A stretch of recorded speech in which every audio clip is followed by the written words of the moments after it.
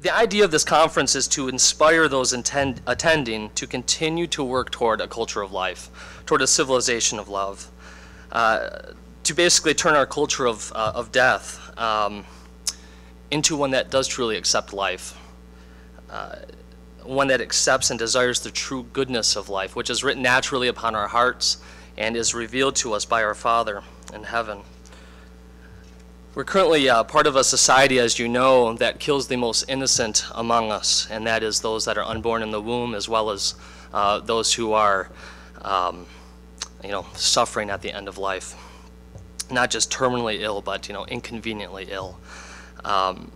In the mid to late 1800s, there were laws that protected elderly people or sick people against being assisted in suicide.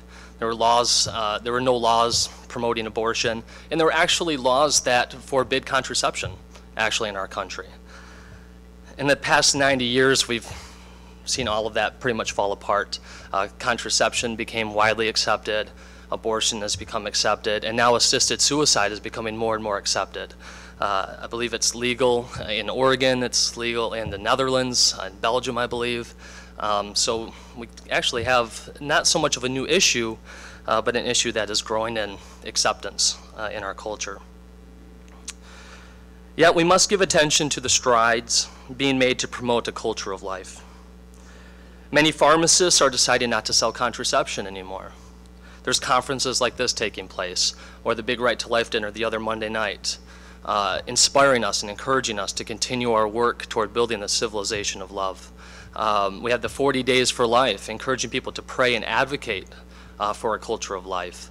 The radio station here is broadcasting this message of life. And I think one that we should be most gracious for is we're seeing abortion practitioners actually have these remarkable conversions and becoming pro-life advocates. These small victories must not go unnoticed, and we need to keep working toward building this culture of life. Yesterday was the Feast of the Most Holy Rosary, which originated from the Battle of Lepanto that took place on October 7th of 1571. The greatly outnumbered Christian naval fleet put together by Pope St. Pius V defeated the much stronger Turkish Muslim naval fleet. This battle was won, and only won, through holiness, intercession of the Blessed Mother, wisdom, and courage. Like Lepanto, our fight against this culture of death can seem at times to be unwinnable. But starting at home with ourselves, to grow in holiness, to ask our Blessed Mother to intercede for us, to pray for a growth in wisdom and courage, we can make strides to grow a culture of life. Hopefully this conference does serve as an encouragement and an inspiration for you to do so, and to ponder the truth as it regards to life. I would like to introduce at this time, is it Deacon Bob, who will be opening us up in prayer.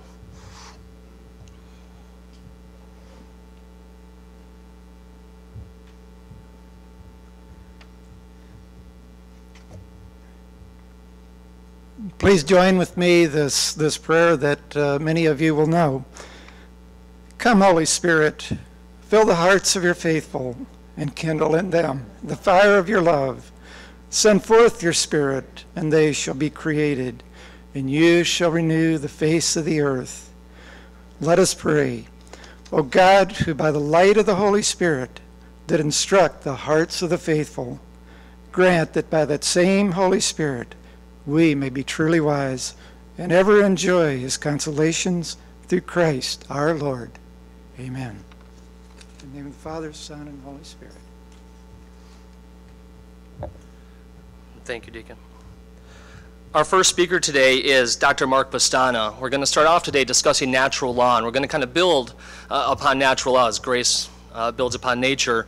We'll begin looking at what natural law morality is, morality in the natural law, sort of paganism at its best, I suppose, and then look at some natural law arguments in defense of our life issues today. We're then going to build into some documents that our church has provided to us, so we'll look at these matters in light of Revelation, and we'll end by discussing a civilization of love. Dr. Mark Pestana has been in the philosophy department at Grand Valley for 20 years. He received his PhD from the University of Chicago. He has written a book, which actually really intrigues me, called Moral Virtue or Mental Health, which is, I just had a topic with someone about that yesterday, doing these mental exercises to stay happy. Talked about virtue as opposed to mental exercises. His areas of interest are ethics, medieval philosophy, metaphysics, and is currently studying the philosophy of the mind. He's also on the board for the Catholic Studies Department here, an external board member on the advisory board there. So please join me in welcoming Dr. Mark Pestana.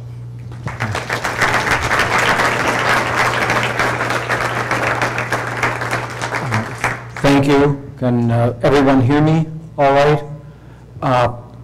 What I'm going to do this morning, it's going to be abstract and theoretical. I'm sorry, I teach philosophy, I can't help it.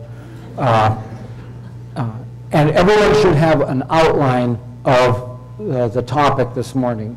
And what I'm going to do is read us through this outline. So it's very important that you have this to follow through, because what we're going to do is going to be a mass of ideas. I'm just going to be one idea piled on top of another idea, and this will help keep it all in order. Okay, so the topic is natural law morality, and the first thing we have to do is explain what natural law morality is. So it says right here in number 1, natural law morality or natural law theory is a theory about the nature of morality. Now, morality is something that's universal. It involves the assessment of people's behavior. Now, for the last 100 years, we've heard sort of over and over again that morals are different wherever you go. What some people think is good, other people think is bad, et cetera, et cetera. But whether or not that's the case, we'll look at that this morning. But what is definitely universal is the assessment of behavior. So every society that's ever been studied by anthropologists, what they've found is that people's behavior is evaluated by people. Okay. Now, natural law theory is a theory about that assessment of people's behavior. And the basic idea is that morality has something to do with human nature. Well, what else could it possibly be? Well, let's look. Different theories of morality place emphasis on different aspects of the moral situation. So what is the moral situation? The moral situation involves a person who has active and passive powers that have dispositions. The person has certain habits to act in certain ways, and those actions have certain results. Okay, so every moral situation involves those elements. And different theories of morality claim that the essence of morality has to do with one part or the other of this moral situation. Okay, so if we start over here on the left, we've got theories of morality that are known as personalisms.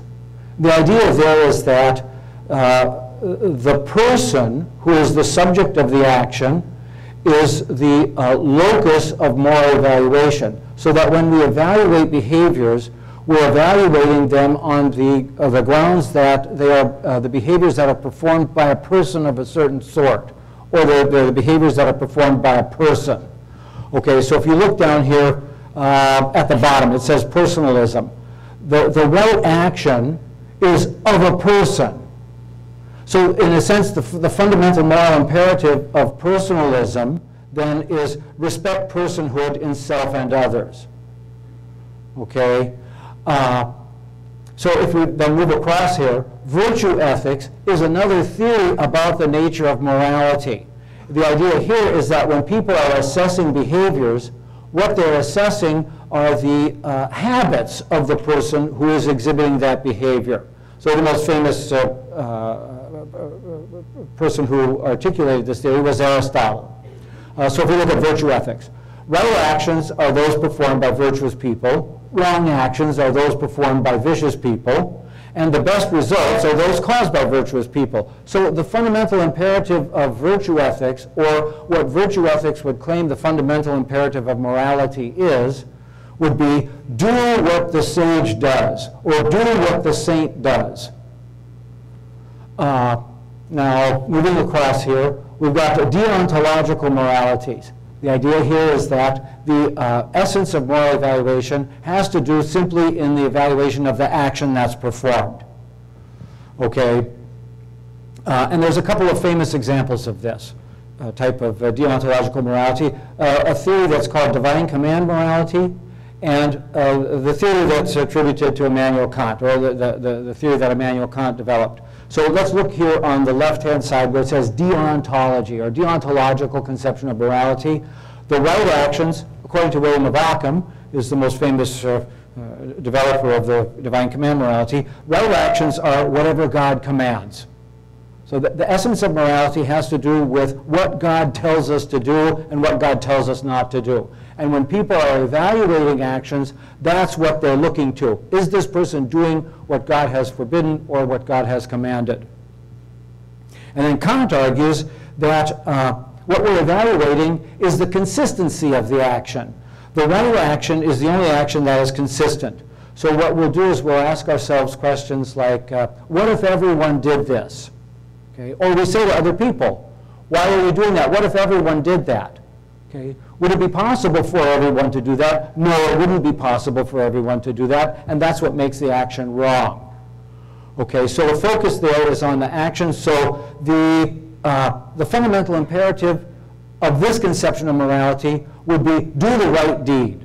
Don't worry about consequences, do the right deed. Do the action that's consistent with the whole system of nature, do the action which God commands, and don't worry about what the consequences are. Okay, what about teleological moralities, also known as consequentialism? You have a variety of types here. The idea here is that when people evaluate actions, what they're looking at are the results. Okay? Doesn't matter what type of person or what type of habits that person has or whether the actions are consistent or not. It's sort of a bottom line approach. What matters are the outcomes or the consequences. Okay, so this is known as a consequentialist conception of morality. The idea there is that this is what people are looking at when they evaluate actions. Okay, the most famous of these, utilitarianism and hedonism, are examples of consequentialist or teleological moralities. So, for example, John Stuart Mill in the 19th century argued that the right action is the one that results in the greatest happiness for the greatest number of people. Okay, or the greatest pleasure for the greatest number of people. Jeremy Bentham, another 19th century utilitarian, argued that, in fact, this is what people are evaluating when they evaluate people's actions. There's an interesting contrast there between Bentham and Kant, because both of them thought they were giving accurate descriptions of what's going on when people evaluate actions. And they're quite different. The right action causes the greatest pleasure for me. This is a good old-fashioned hedonism, and Epicurus is kind of a cynical conception of morality, but this is what they would say people, in fact, are looking at. Does this action result in pleasure for me? Does it not result in pleasure for me? And the evaluations are based accordingly. Okay. Then the right action is the one that causes the greatest net amount of pre-moral good. This is proportionalism. It's a type of Catholic teleological morality developed by Charles Curran and Richard McCormick. It's pretty complicated. But the basic idea here is that the fundamental moral imperative is do whatever deed brings about the best results. Okay? And that's an end of it. Now, we talked about personalism. Okay. What does this have to do with natural law morality? Natural law morality tries to combine all of this. Okay, so the right action, by its very essence, is ordered to a good end. So agents, persons, of an essential kind engage in actions of essential kinds with results of essential kinds. So the natural law morality doesn't say, it's not one or the other, it's both and. It's all of this. Our assessment of moral actions, our moral assessment of actions involves all of this somehow, and it ultimately has, is grounded in or has something to do with human nature itself. So the fundamental moral imperative of natural law morality would be do what fulfills human nature, And that's ultimately what people are looking at everywhere when they evaluate people's actions. What does this action have to do with the fulfillment or the realization of human nature and what it means to be human? Okay, so what that means is that if we're going to look at natural law morality, we've got to look at what it means to be human. Okay, page 2 here, section 2. The metaphysics of the human essence. Okay, so we don't say we're going to reflect on human nature. We say we're going to articulate the metaphysics of the human essence. It sounds more complicated that way. So this is going to be, it's going to sound like gibberish. Some people love metaphysics. Some people can't stand it. So we're just going to run through these and just sort of pile the ideas on top of each other. Okay, any being is an individual essence with an entitative act of existing, whatever that's supposed to mean. Its existing is expressed in the operating of a being of that type. That's the nature of a being. The nature of a being has the form of law. This is the eternal law. In other words, an entity of type T, by its very essence, engages in activities of type M that by their very essence bring about results of type X. Okay, now I think here's my picture for the day, and we want to keep this in mind. And this is the example that Aristotle uses. That's a picture of an acorn, okay, and the acorn is an entity of a very specific type, and it's in an environment of a specific sort. It's in an environment that happens to be very good for acorns. And if you were to look inside the acorn, you would see all sorts of things going on inside the acorn. Okay, there are activities there, and those activities are not random. Those activities have a specific determinate direction. So what is the acorn doing all day? It's doing the acorn thing. Well, what's that? Well, the acorn is dreaming and striving all day to be this is an acorn, and it's not a mushroom cloud. Okay, the acorn is endeavoring in its little being to be what an acorn is supposed to be. Okay, it's not what's going on inside the acorn is not random. Those aren't random activities. They are determinate, structured activities that have determinate results. Okay, now part 3. A being with consciousness can know the nature of its own being. That's the natural law. The natural law is the nature of a being in that being's consciousness of that nature. So it's as if the acorn could be conscious of itself as an acorn, it would know the laws that governed its own nature. Okay, so a being with consciousness can know the nature of its own being. That's the natural law and the nature of other beings. Those are the laws of the natures of other beings. And so that should be on the same line. So the last phrase there is what we need. The laws of a being with consciousness are the measure of its own consciousness. Okay, so human beings can be aware of the laws of their own nature, and that's their very nature. See how it works? It's precisely self-referential. That's the very nature of the being. Okay, hold all that off. Now, add a new idea. The good is that at which all things aim in all of their activities. Okay. Who says? Well, I'll appeal to authority here, and this is Aristotle. Okay. In a sense, he's simply defining the term. This is what the word means.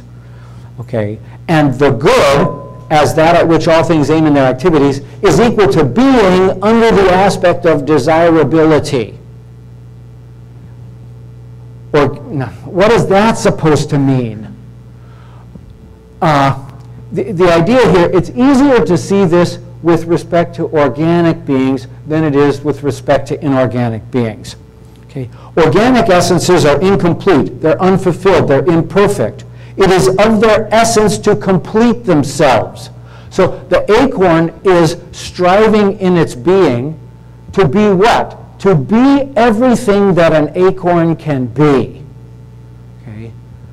Be all that you can be. The U.S. Army adopted this 20 years ago as the slogan, and so it's pretty good. They didn't know that they were following Aristotle in that, but be, and it's not just be, nothing just is. Everything that is a being of a certain type. So be all that a being of your type can be. Okay. That's the fundamental imperative of morality, and it's a fundamental principle of existence. Okay. That's the metaphysical idea here. Everything is abiding by this principle. Okay. Well, what about rocks? Are they being all the being that they can be? Here's a good igneous rock. How good a job is it doing at being an igneous rock? Well, it's doing pretty good. Okay? In a sense, it already is all the being that it can be. It's fully realized its essence. Okay? Some of you are probably familiar with this in psychology, self-actualization. Psychology, Abraham Maslow and Gordon Allport. This, again, Aristotle's in the background here. Okay, so keep those psychologies in mind. That's what's going on here. Except the metaphysical principle is that this is what everything is doing. Every being is striving to be all the being that it can be every moment of its being. Okay. The human good is that at which humans aim in all their activities, which is the complete realization of the human essence. Okay, so this is what every being is doing every moment of its being, and that's what every human being is doing every moment of every human being's existence. Maybe I didn't think that when I got up this morning. Okay, here we go again. I got to be all that I can be today. It may not be foremost in my mind. The thought may have never crossed my mind, but I'm still doing this. Okay, in all that I do, in every action that I perform. Now, what do we mean by human action? Okay, hold off on, keep all these notions in mind. We're going to add yet another notion here. We do a quick analysis of human action. All textbooks of morality begin with an analysis of human action. Human action is the action of a human being as human. It is the movements or behaviors of a human body with knowledge and control by the agent. Now, what's going on here? I do X in order to bring about E1, in order to bring about E2, in order to bring about E3. What is going on there? All right. Suppose that you see me and I'm doing this, okay? And you ask, what are you doing? Well, and I respond to you, I'm climbing stairs. So I'm moving my legs in this fashion. Why am I moving my legs in that fashion? Because I'm trying to climb these stairs. Now, if you keep asking me, why are you trying to climb the stairs? I say, oh, I'm trying to get to the second floor. And you say, well, why are you trying to get to the second floor? Because I'm trying to find the classroom. Why are you trying to find the classroom? And then I start to get irritated because I'm trying to find, I need to take this class. Why do you need to take the class? Because I need the class for my major, and okay, keep playing the game. I need the class for my major. I need the major in order to get this job I have in mind. Why do you want to get that job? Oh, because I need to support myself. Why do you want to support myself? Because I want to live. Why do you want to live? Okay. End of questioning. That sort of questioning always stops at some point. Now, what it's going to stop at, ultimately, is dropped to the bottom of that section 5 there, is the remote end of the human action. The remote end has intrinsic goodness. It's pursued for its own sake. And in a sense, the other actions I was pursuing for the sake of that remote end. Is that okay? Now, you can do this with respect to anything. Start anywhere you want and play that nasty game with the person. Why are you doing that? Why are you doing that? Why are you doing that? Why are you doing that? Well, if you do this, you won't have any friends, but if you actually were to do this, what you'd find, I think, if you did it with yourself, what you'd find is that the threads that you were tracing out all start to converge downstream. Okay? Now, the end of the action, back up to the middle of that section 5. The end of the action is the reason for the action. It explains or makes intelligible the deed. It answers the why question. Rationally motivated action is brought about by the knowledge and will of the agent. Okay, proximate ends. Now, number 6. The remote ends of human actions are the ultimate justifications, and those are the real intrinsic ultimate goods. They are the objects of our real ultimate desires. What is it I really ultimately want? Okay, what is it I'm really ultimately aiming at in everything I do? Those objects define human powers. In the natural state, put a bracket around that. We're going to have to get back to that. Well, what are they? What are the ultimate purposes of human actions? The natural law theorists have laid these out. Starts with existence. I just want to live. Okay, I just want to be. Life and growth. Okay. I just want to live. To be or not to be? Be. You got to be. Sensation and movement, that's an end we share with animals.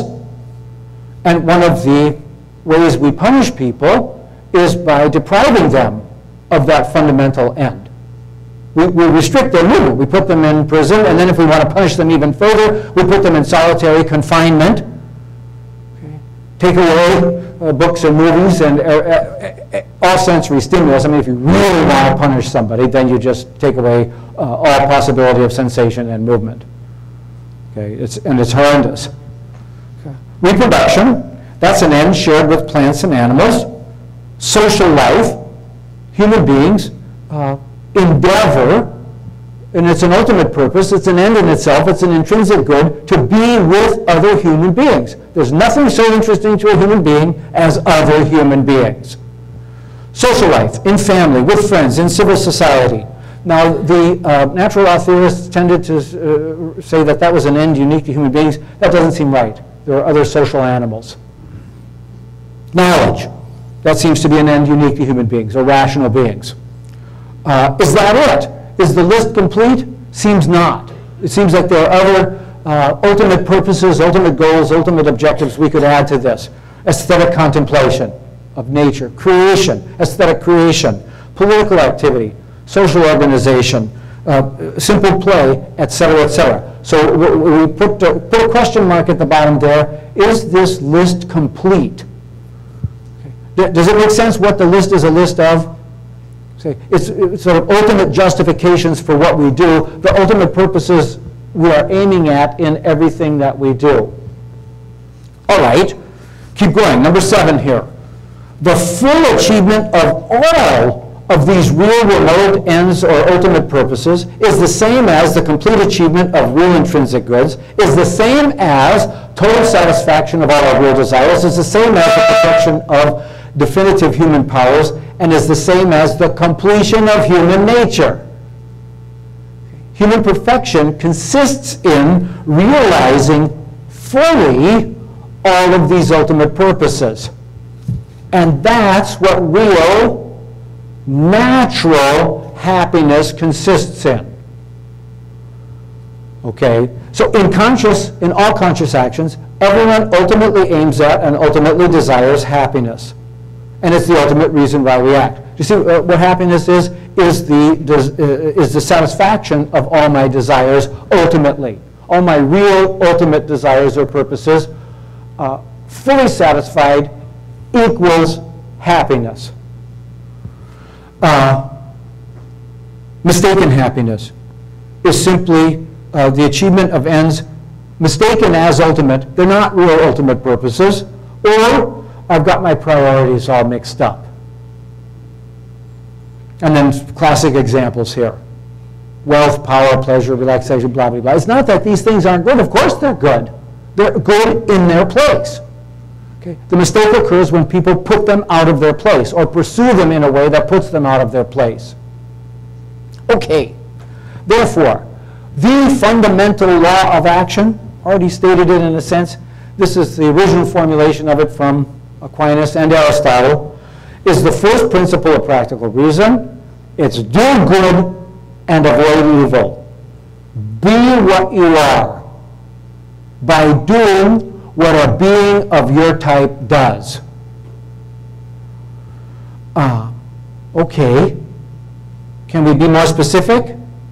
Well, we were a bit more specific in terms of indicating what that ultimate fulfillment consists in. Can we be more specific about the regulations concerning our actions? All right. Part of the natural law of morality, part of the idea of natural law of morality is that there are certain actions that by their very essence either tend to this ultimate objective or contradict the ultimate objective. So, and it's an essential connection. It's not incidental or accidental. Okay, can we be more specific about what those laws are? Yes. That's what the work of natural law morality or natural law moralists consists in, is specifying this general principle. Do good. No one's going to disagree with that. Nobody disagrees. Do good. Well, sure, of course. Well, what does doing good consist in? Okay. Specific laws of human nature. What do we mean by a law? This is the classic definition from Thomas Aquinas. It's an ordination of right reason, an order, an ordering. Okay, maybe an ordering of events. One thing happens, then another thing happens. Promulgated by one who has authority over the beings governed by the law for the sake of the common good of the community of those beings. So where do the laws of natural morality come from? Well, they come from the one who has authority over the community of beings. Ultimately, these laws come from the author of the whole universe. What are the types of laws? Classic set of distinctions here. Go down, eternal law, divine positive law, human positive law, and then we have this 3 or 4 Latin terms. The jus civile. This was a set of distinctions that was first made by the Roman jurists back in the 2nd century, 3rd century. Okay, the jus civile or civile are the laws that are peculiar to one human society. The jus gentium, this was first articulated by the Roman jurist Gallus, are laws that were found in all civil societies. Okay, what was the idea here? Was that the Roman jurists were the first ones to really articulate this idea of a natural law. And they got it from the fact that the Roman Empire, at its height, included about 70 million people in the Mediterranean area, and there were hundreds of different societies that all fell under the Roman Empire. What the Roman jurists noticed was that in all of these societies, there were laws that were peculiar to each. And there were laws that were the same in all of the societies. That's the jus gentium. And from the jus gentium, Ulpian in 250 abstracted, sort of refined and idealized, okay, what is it that all these laws that are in common, what are they? What do they consist in? He was the first one to articulate the natural law morality. Okay, and natural law morality, these are idealizations. Okay, all scientific laws are idealizations. So are the laws of human nature. They're idealizations of these sorts of principles that are common in all societies. Okay, now, we wanted to get more specific. All right, we're going to specify. When we specify, we get what are called the secondary principles of practical reason. These are immediately derived from the primary principle.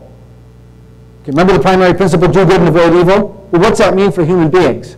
Well, right off the bat, it means don't slaughter each other, don't slaughter yourself, tell the truth, keep promises, don't injure, don't steal, rear children, honor parents, develop talents, etc. Okay? They're immediately obvious with respect to human beings and that fundamental principle. Okay, keep going. Can you be even more specific? Yes, these are the tertiary principles of practical reason. They are derived from the secondary principles, getting more and more specific. Return borrowed goods, reciprocate favors, plan for emergencies, honor the aged. All right? So we're getting more specific in what realizing our nature entails as far as the activities we have to engage in to bring it about. Okay. So there aren't any options for the acorn. The acorn cannot help but do the acorn thing. Okay. Unfortunately for human beings, because we have free will, we can help but do the human thing. We can behave inhumanely, in effect. Now, okay, primary and secondary principles are universal in form, so are the tertiary principles, but the primary and secondary principles are found in all societies, okay, in some form or another. What the anthropologists have found is that everywhere, always, there are regulations concerning violence, there are regulations concerning property, there are regulations concerning communication, there are regulations concerning sexual activity. Okay. And the emphasis in the last 100 years has been on the differences. I think the pendulum is starting to swing in the other direction, and there's also commonalities. And of course there are. Of course there are. Well, now, how do you know all this? This sounds great, but how is this known? Look at number 5 here. And put in front of it, naturally known. Naturally known, by an exercise of natural reason unaided by revelation. Okay, so I just sit down and I try to think it out. I reflect on the conditions of human life and what sorts of conditions are necessary in order for human life to be possible. Okay, so the knowable by abstraction from empirically observed regularities in human behavior at all times and all places. That's what Opian did. The knowable co-naturally by being human. Okay, that's the voice of conscience.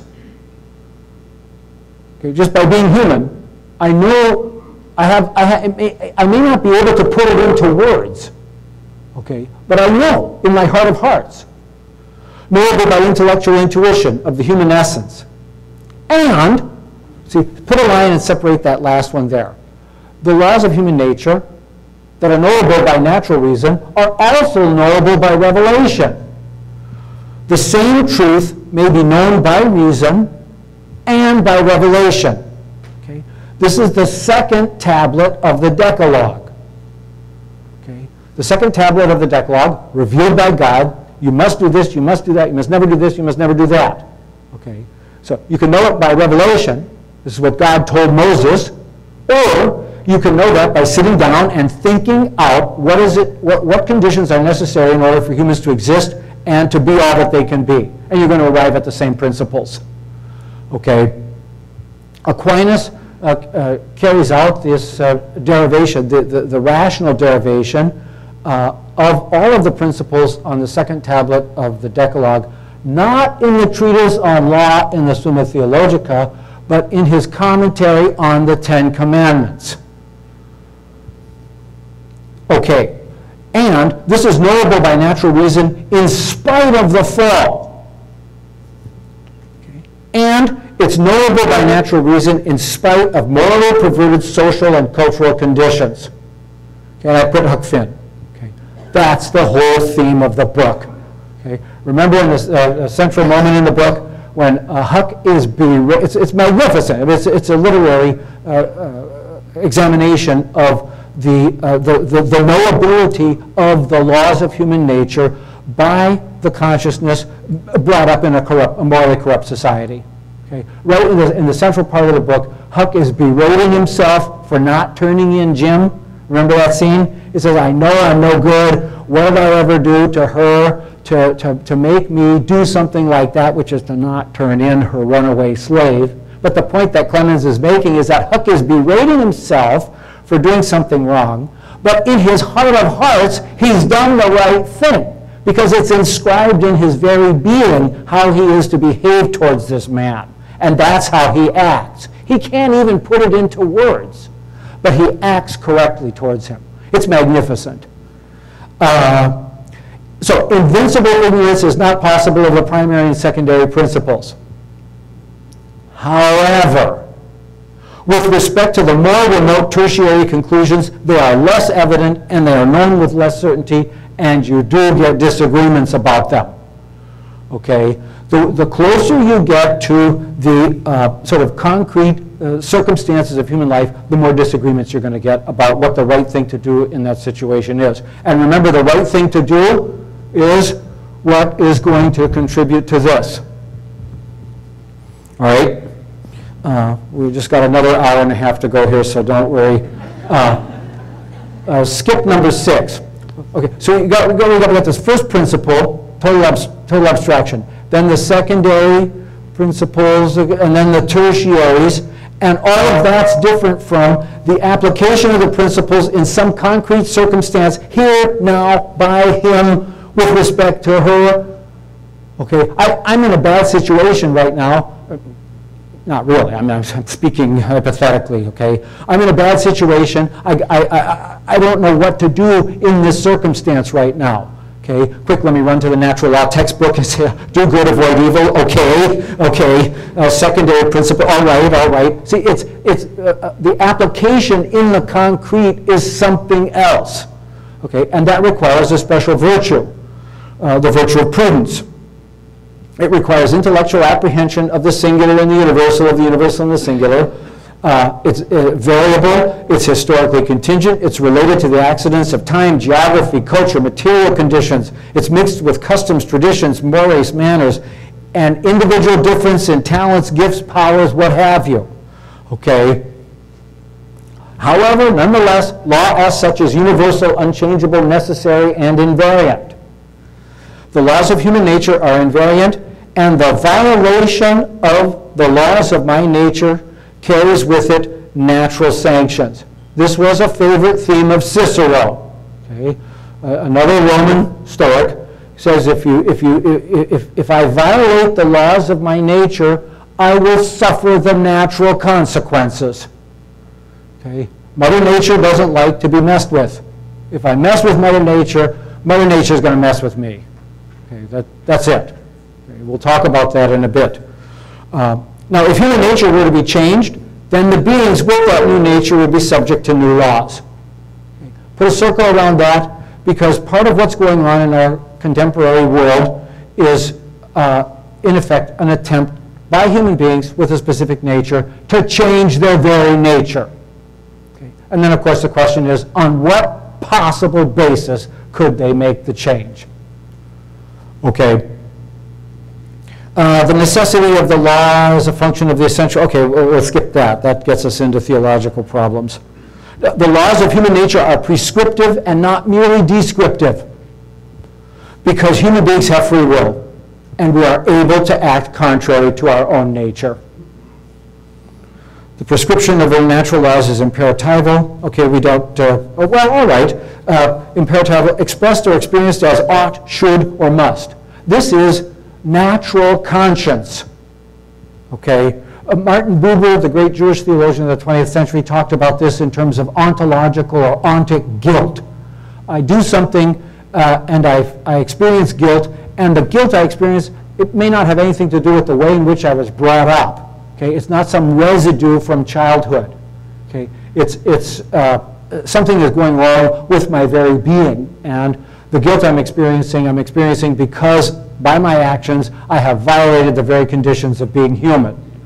Okay, and it says, just as the body resists disease, consciousness resists wrongdoing. There's always a measure of resistance, and that's experienced as this ontic guilt when I choose to do something wrong. Okay, now, next page. It's not in the right order, so jump to part 7, which is natural law, morality, and life issues. Okay.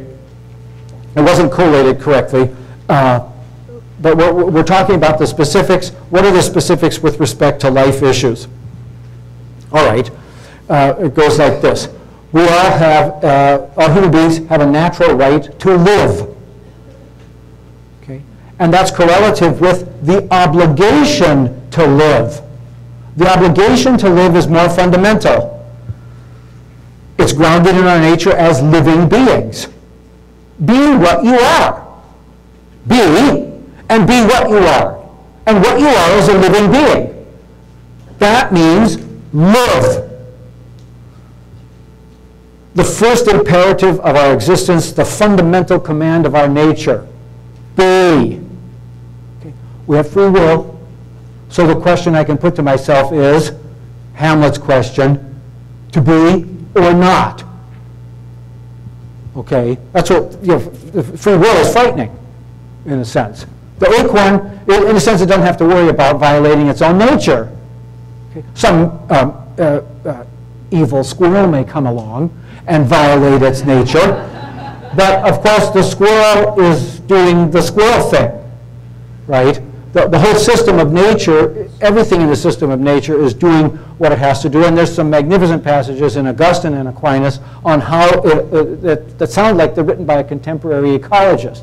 Everything fits together perfectly.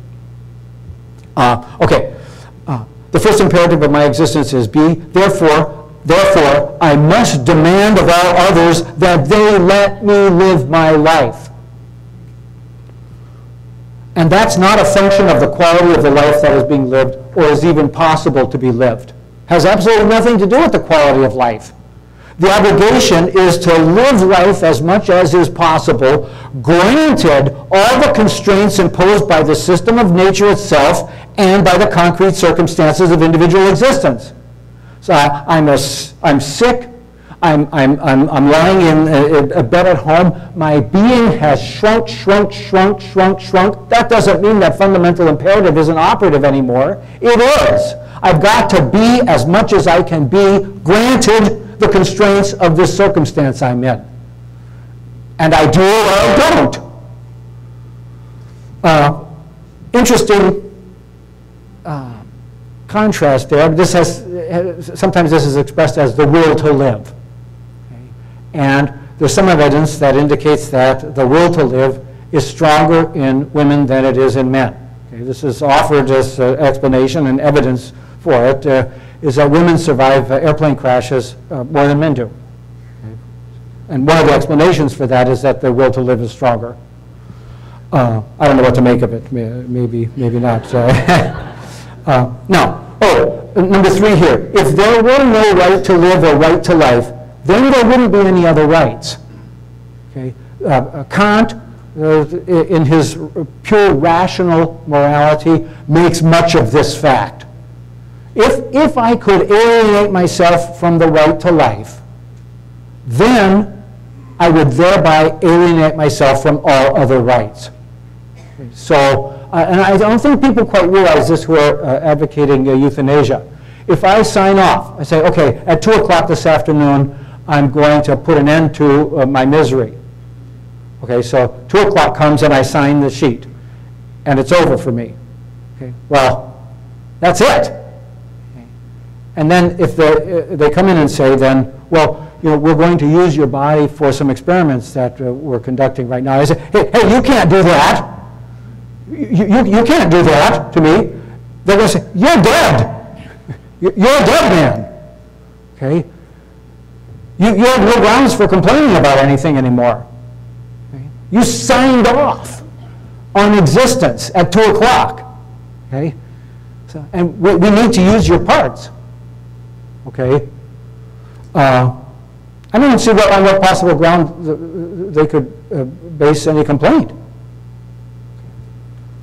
Okay. The passages in Kant where he talks about that are quite powerful. Second fact we want to know, human being is essentially social being. This has to be unpacked. I require others in order to live, and I must not harm them. Others require me in order to live, and they must not harm me. Human being and human flourishing equals being with others and flourishing with others. And this is not a function of my usefulness to them and their usefulness to me. Okay? So as if we were contributing to each other's private endeavors in a quid pro quo relationship. That's not what the essentially social nature of human beings consists in. Okay? It's not a you scratch my back, I'll scratch your back. That's operative, of course it is. But that's not what the essentiality of our social nature consists in. It goes much deeper than that.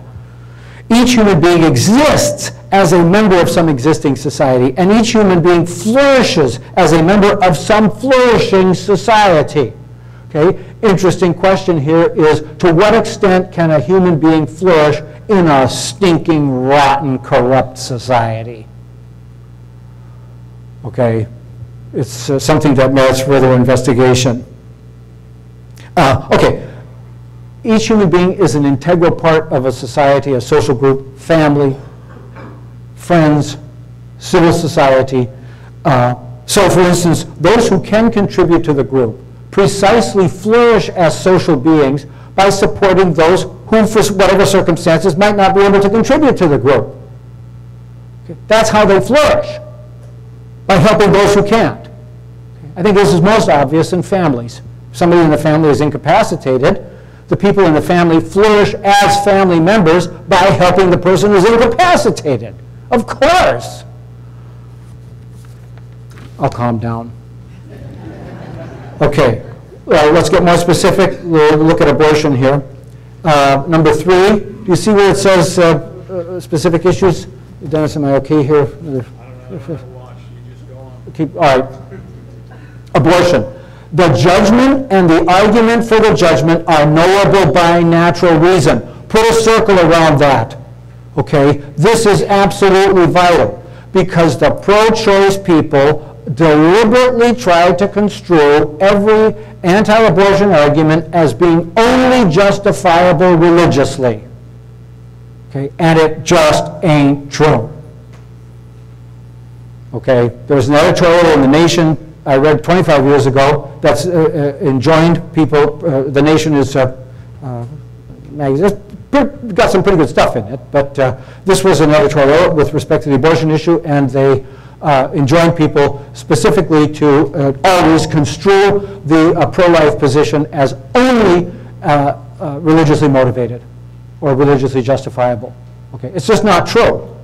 Okay, this is a natural argument. Everybody knows this natural argument. It's simplicity itself. The unborn human being is a human being. I don't say person. I just say a human being. Direct killing of innocent human beings is always grievously wrong.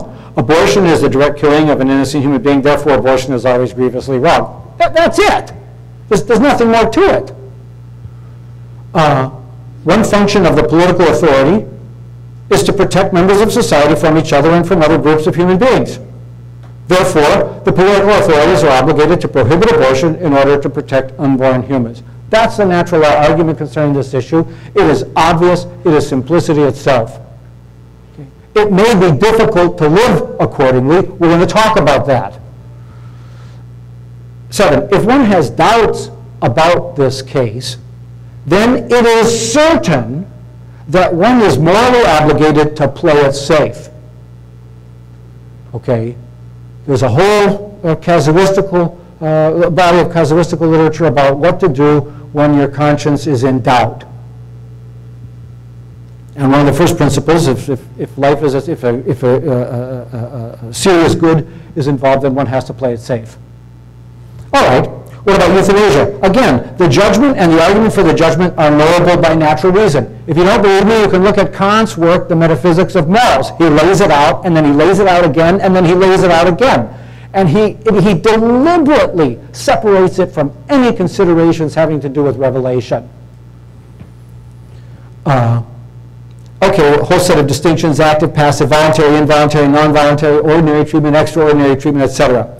If euthanasia is self-administered, it's equivalent to suicide. If it's administered by someone else without their consent, it's equivalent to murder. If it's administered by someone else with the person's consent, then it's a combination of murder and suicide. Suicide is the direct voluntary killing of oneself by oneself, and it contradicts the fundamental imperative of the human essence, which is to live. Murder is the direct voluntary killing of another person by commission or omission. I leave out innocent because it's a little more complicated there.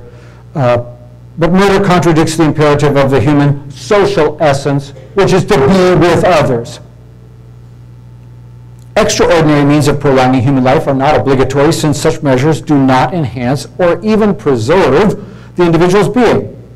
And then I put in only the political authorities may administer punishment. Okay, the reason I say that's a little casuistical question. Suppose that maybe I had this awful incident in Grand Rapids last summer with this killing.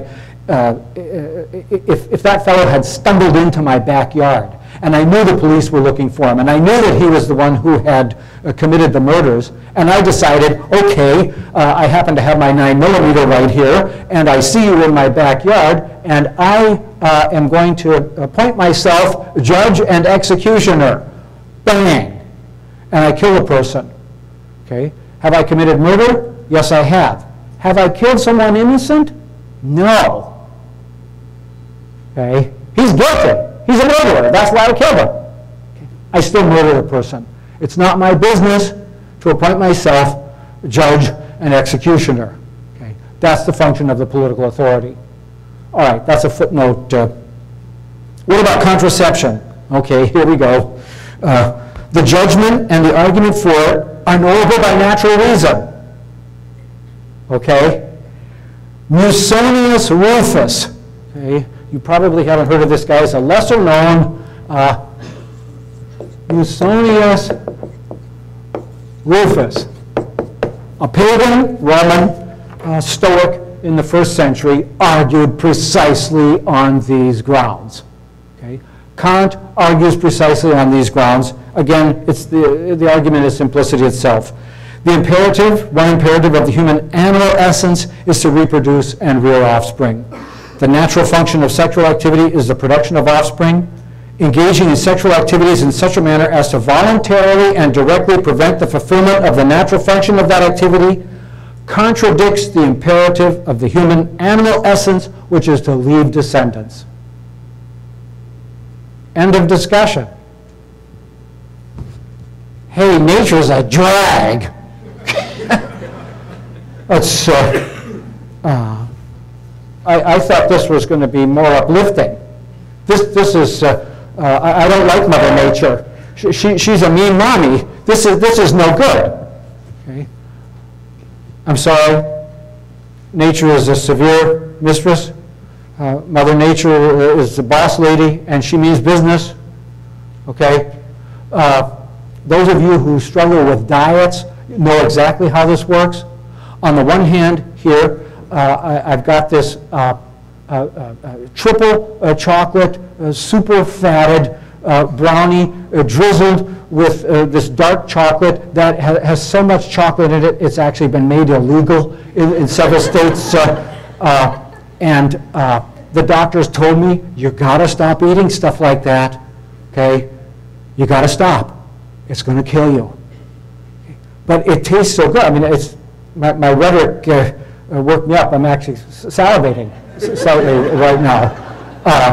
And what do we have over here? Oh, over here are the Cara brownies made with whole wheat flour and sweetened with molasses.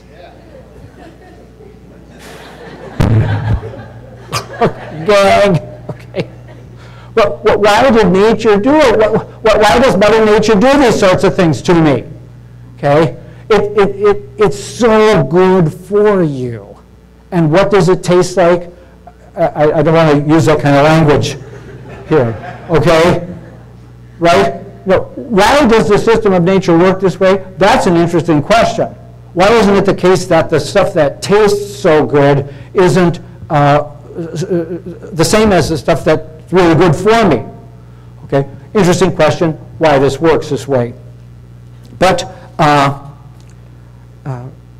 in order to do the natural nature thing, we have to be stoical about it. The stoic virtues are required here. Self-renunciation, radical self-control, radical self-discipline is required in order to live in accordance with our nature. How many of the ancient Romans were stoic sages? Well, 1% of them, okay? Most of the million people who lived in the city of Rome were partying, okay? Well, how many of the ancient Chinese were Confucian sages? Oh, maybe 1%, okay? Why? Well, it's so difficult. But why is it difficult to live according to our nature if it's our very nature? Okay?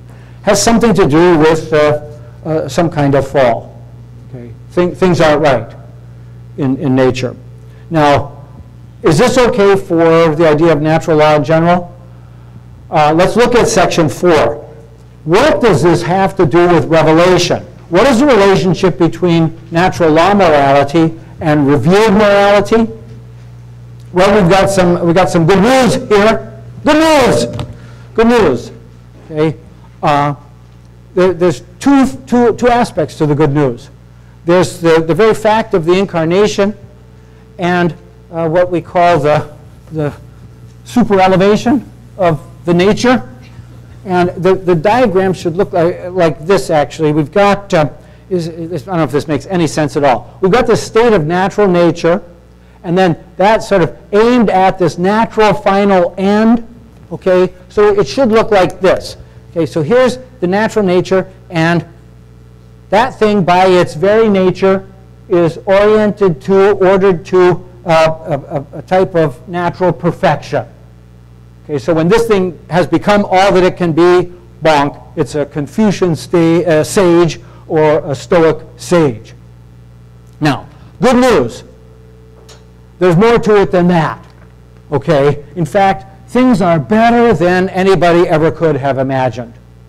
This nature has been super elevated, completely gratuitously, to a new state, a supernatural state, which has a supernatural end. Okay?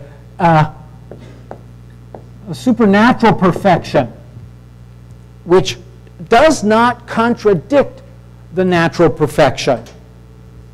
It adds to it something that was inconceivable. Nobody could have ever figured this out by thinking about what lies beyond the system of nature. There's some kind of, what do they get at? The ancient pagan Greek philosophers thought about what is it that lies behind the whole system of nature, and they got to a prime mover, an unmoved mover.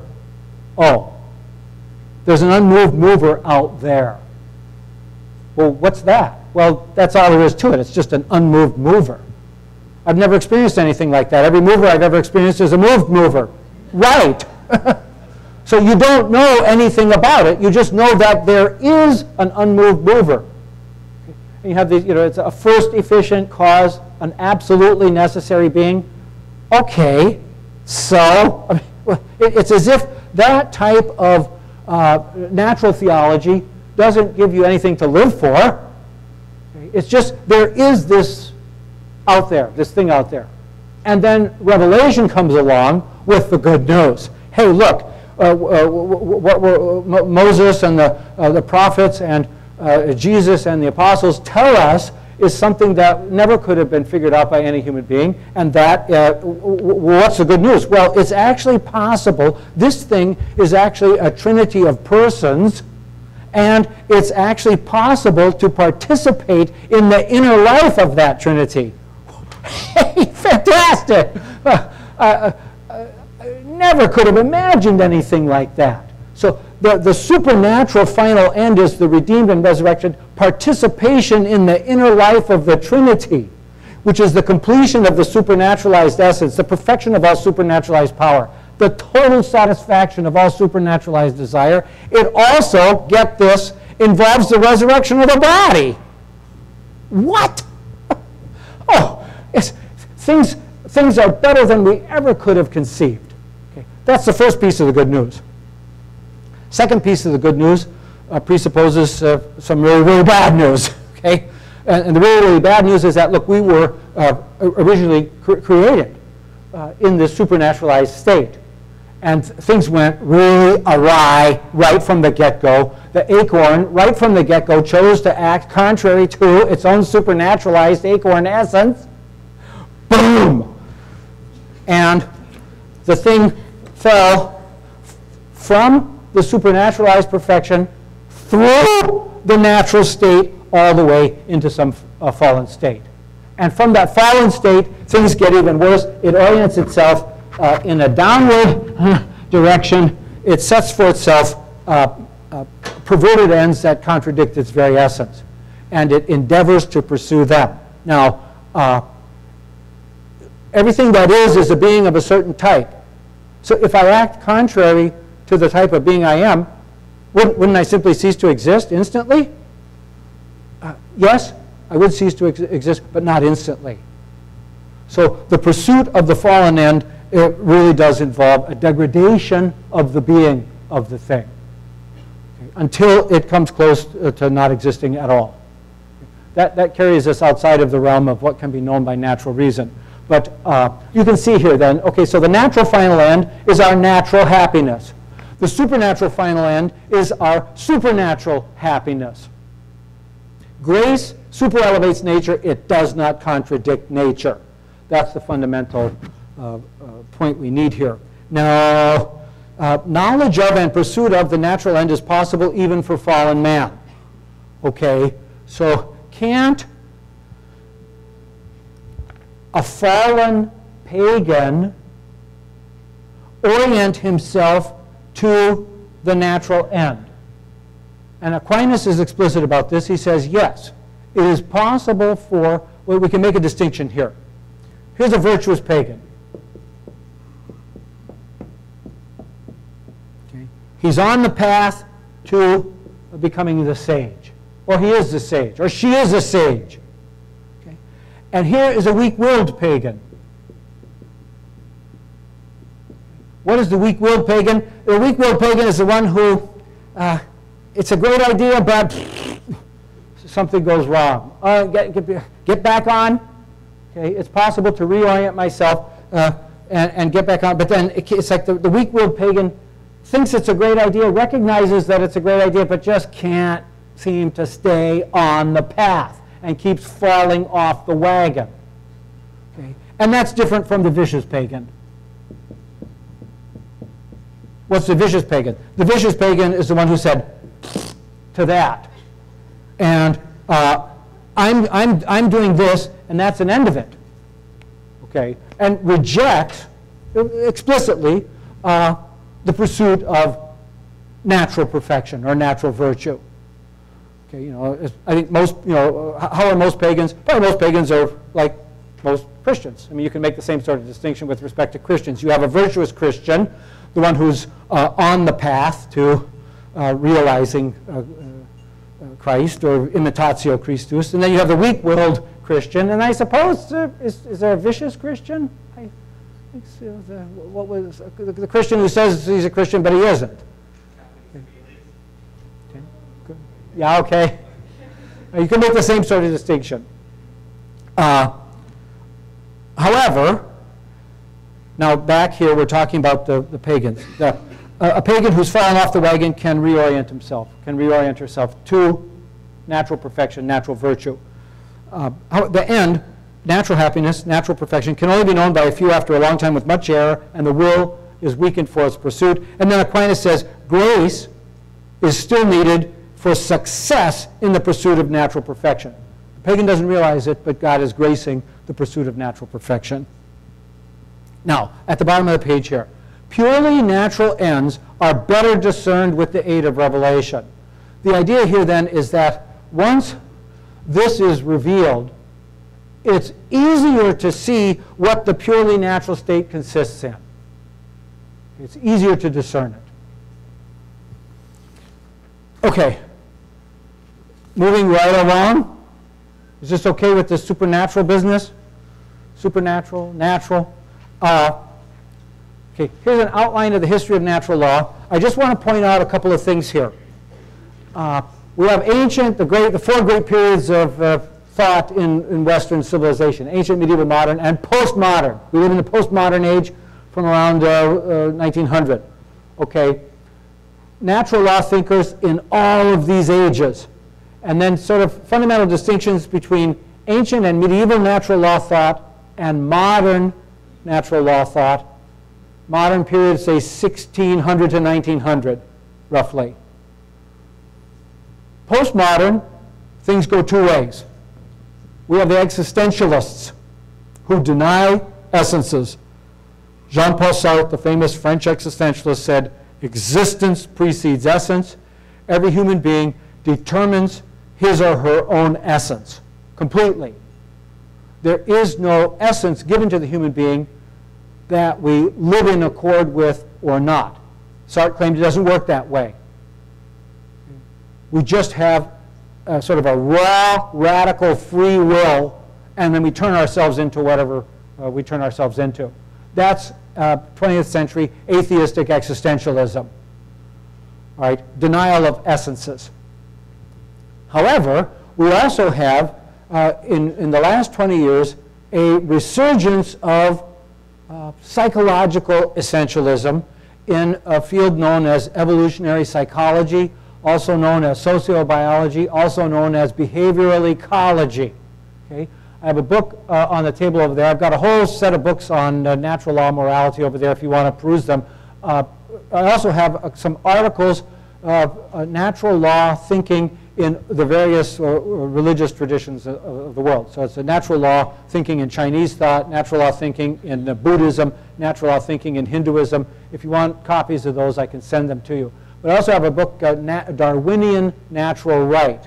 It's written by a political scientist who argues for all of this natural law morality, except it's grounded in the theory of evolution. So what we're getting is, in evolution theory, a human essence, a strong theory of human nature that's not been created by God. It's been created by processes of natural selection. Okay, very interesting affinities there. You can take a look at the book by Larry Arnhart. Okay, so this is natural law morality. What are the objections to natural law morality? Well, I've got 17 of them listed here. There are more. Let's just run through this quickly. First objection is a kind of a cultural critique from the Marxist social thinkers. Naturalizing behaviors is ideological. It's an intellectual tool that has been used for oppressing people. Okay, so for example, in history, women and non-whites have been taken to be naturally inferior. Okay. So this whole business about human natures, what have you, has been used to oppress. The very idea has figured in their oppression. Second, human nature is not fixed. It's constantly changing. Natural law theory is guilty of an ahistorical essentialism. Third, the standard social scientific model in psychology, sociology in the 20th century, that model contradicts natural law essentialism. According to the standard social scientific model, conditionability is the only human essential trait. Okay? You find sort of cultural relativism is another expression of that. There are no essences. There are no universal essences. 4, natural law theories rest on a quaint scientific conception of all nature as teleological. Oh, so the little acorn wants to be an oak tree. How quaint. 5, there are no essences of any beings. It's not that human beings don't have an essence. No beings have an essence. That's anti-essentialism. Number 6, human nature is radically corrupt, so reading off nature from observed behaviors only reveals corruption. This is important. Put a circle around it because this is where Protestants and Catholics part company.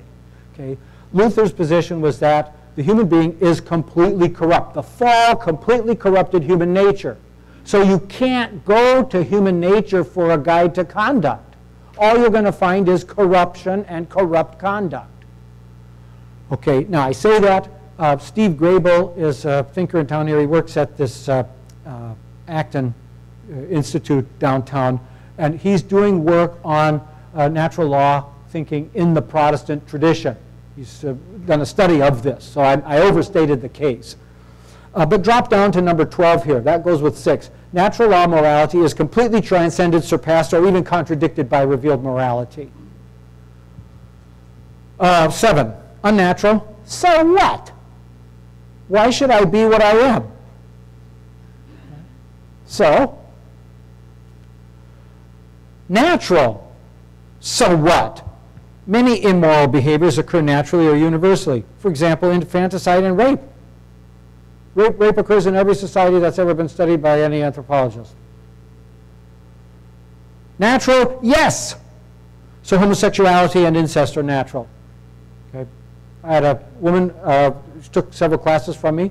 She was homosexual, and in the medieval philosophy class, her term project was using Thomas Aquinas to articulate a natural law defense of homosexuality.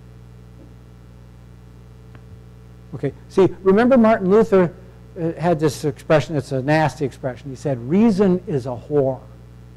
You can use reasoning to prove anything. Okay? We want to get away from that Greek rationality. Okay? That's the whole, the salvation of the revelation. It saves us from our corrupt rationality. Okay, 2 minutes? Okay. Number 10. So having a birth defect means being less human. Okay? That's what this natural law morality is about. It's dehumanizing. It lessens the humanity of people who are defective in some way. These are criticisms. This is number 11. I love this one. Nature does what nature does, and that's an end of it. I have a colleague at school who says this, that morality is an illusion. Okay? There is no such thing as right and wrong and good and evil. These are just words that come out of people's mouths. Okay? The whole thing is illusory, and everything's going to do what it does, and that's an end of it. I don't know what to say to him. I mean, it's... natural law morality is not action guiding. It's too abstract. It's too metaphysical. Number 14, and this was also from a colleague, natural law morality is too religious. It's only a Catholic way of thinking masquerading as religiously neutral rationality. Okay? This is a colleague of mine. She happened to be from down south, and she loathed Christianity, and she'd say, it's just rationalized Christianity. She did with a sort of guttural loathing. And then so go to the other extreme.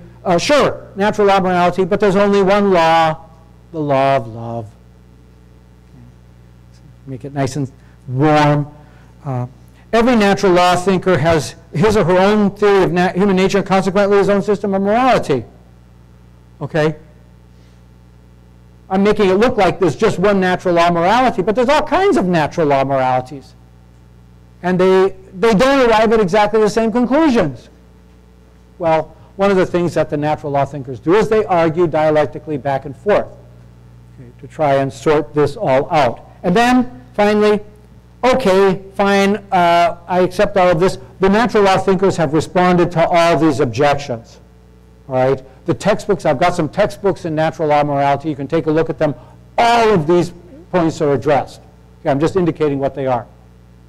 Okay, fine. All the objections are addressed, but I'm not convinced. I'm just not convinced. Okay.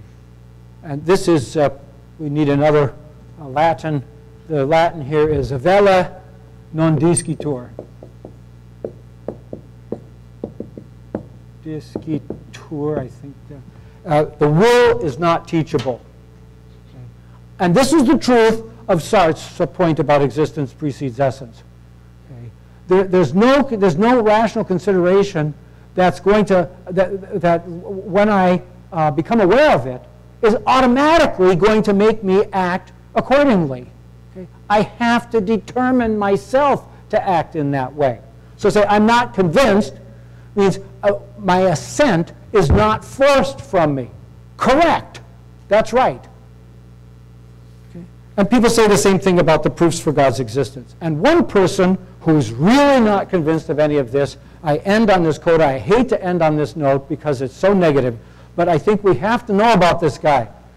He's David Benatar. He's a philosopher. He teaches at a university in South Africa, and he is leading the anti-natalist, anti-life, anti-sentience movement. Okay? You've heard perhaps of deep ecology, founded by Arne Næss, a Norwegian philosopher. The deep ecology movement is a radical environmental movement. The deep ecologists argue that there should be at most 1 million human beings on the face of the planet, on the surface of the planet. Okay? Now, David Benatar goes way beyond that. Okay? Human life is not worth living. Humans are not worth preserving, and it is better never to have been born. That's the title of his book, published by Oxford University Press, Better to Have Never Been Born. The universe would be better off if there were no human beings in it at all. Okay? He argues this. He has some videos on YouTube if you want to see him. He's quite intelligent. He has quite a following. He's developing quite a following. Sentience, the problem has to do with sentience as such. Sentience as such is an evil. Consciousness, conscious awareness is somehow an evil thing. And it even results in the ecosystem is not worth preserving. Existence has no worth at all. Okay, so you've got the natural law view at one end, and then David Benatar out there, or left field, I put it left field. What do you say to this? I don't know. So on that note, unfortunately, we'll have to end. So if you have questions about it, or if you want to look at some of the books that I brought about natural law morality, please feel free to look at them. Don't take them. But, at any rate, thank you.